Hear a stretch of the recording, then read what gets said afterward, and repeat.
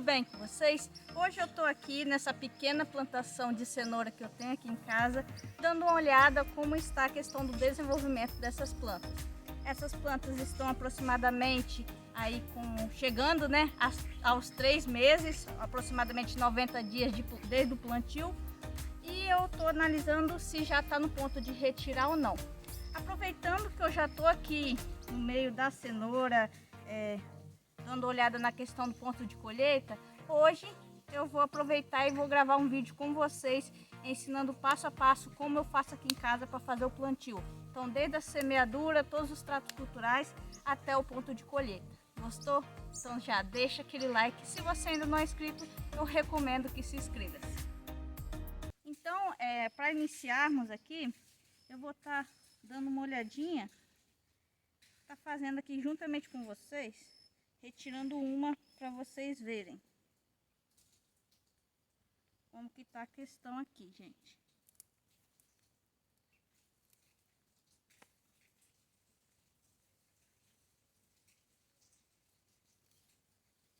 Olha só, pessoal, como que tá a cenourinha aqui, ó. Já dá para ser consumida, só que se eu quiser eu posso estar deixando um pouco mais para que ela tenha um melhor desenvolvimento. Já mudando de cenário, agora a gente vai fazer a questão do plantio. Então a gente primeiro tem que limpar a área. É importante você retirar todas as plantas espontâneas, né, conhecida como mato.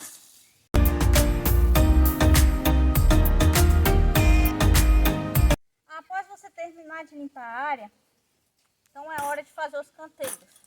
Eu vou estar fazendo um canteiro de tamanho, vou estar fazendo de comprimento 2 metros e de largura 1 metro.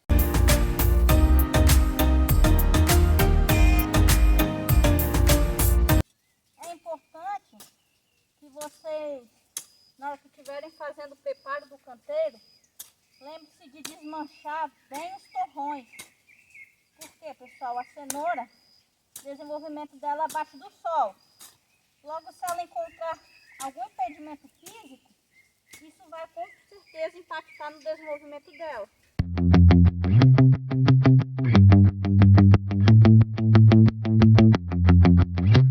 Agora que eu já tenho o canteiro pronto, eu incorporo, gente, para um canteiro desse tamanho aqui, ó. Como eu falei anteriormente para vocês, com 2 de comprimento e 1 de largura. Eu incorporo cerca de 5 kg de esterco bovino.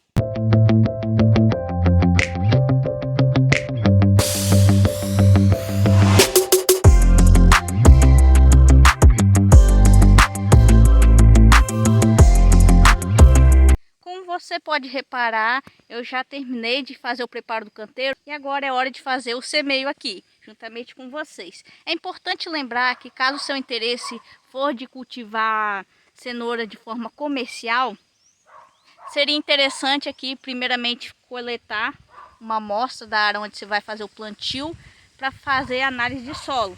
Para você saber a necessidade de calagem desse solo, corrigir o pH, né, poder fazer a correção do pH.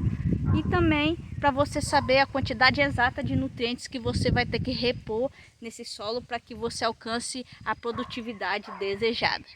Como vocês podem ver, eu comprei um pacote pequeno de cenoura, já que é uma área pequena.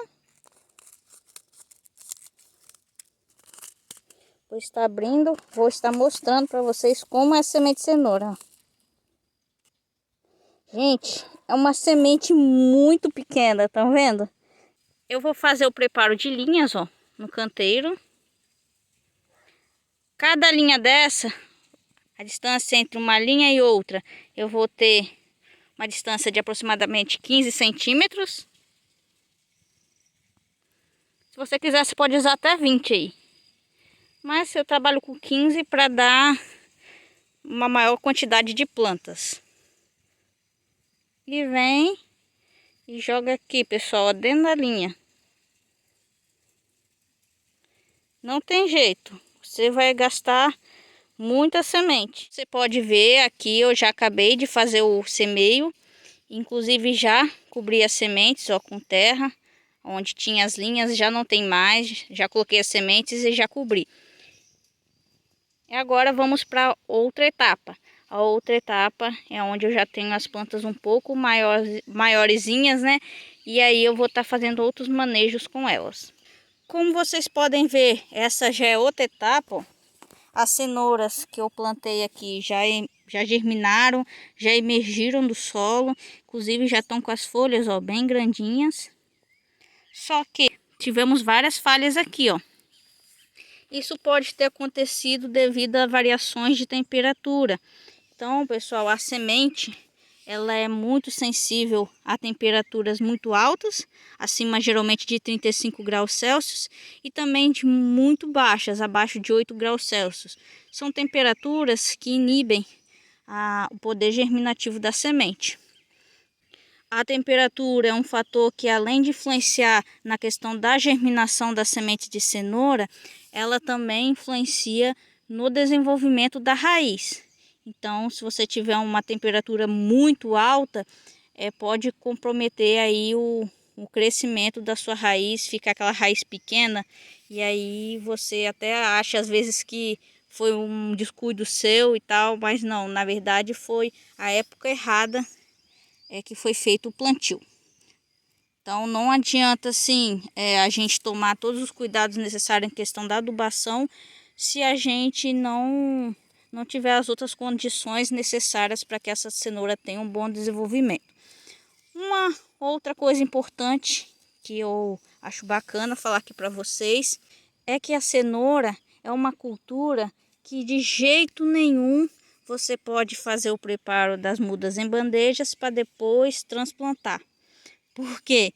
Porque a cenoura, para que ela fique retinha, é necessário você fazer o plantio diretamente no solo, porque quando você transplanta aqui para o campo, quando você faz o preparo de mudas de cenoura em bandeja e traz aqui para o campo, corre risco na hora que você colocar essas mudas dentro, a raiz delas ficarem tortas, e aí no final de tudo a sua cenoura ficar deformada.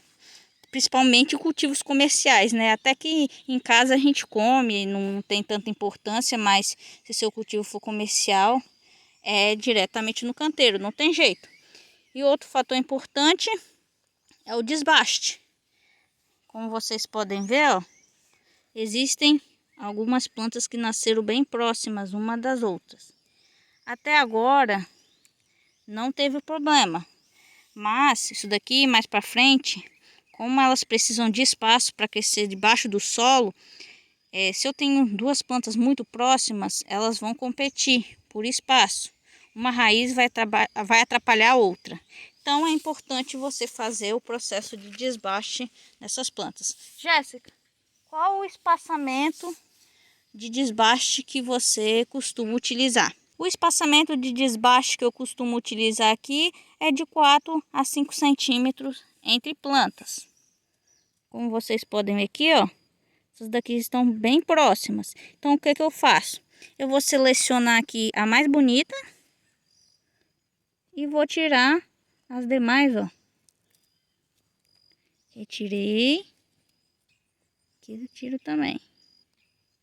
As demais que estão... Inclusive tire também, pessoal, plantas espontâneas, tá? Mato, não deixe mato. Aqui, como vocês podem ver, já tá bem espaçado, ó. Que eu acho que já deu 4 centímetros. Aqui eu vou ter que tirar uma.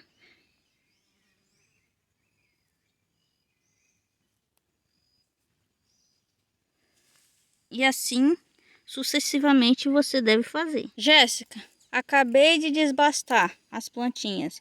E agora, o que você me recomenda?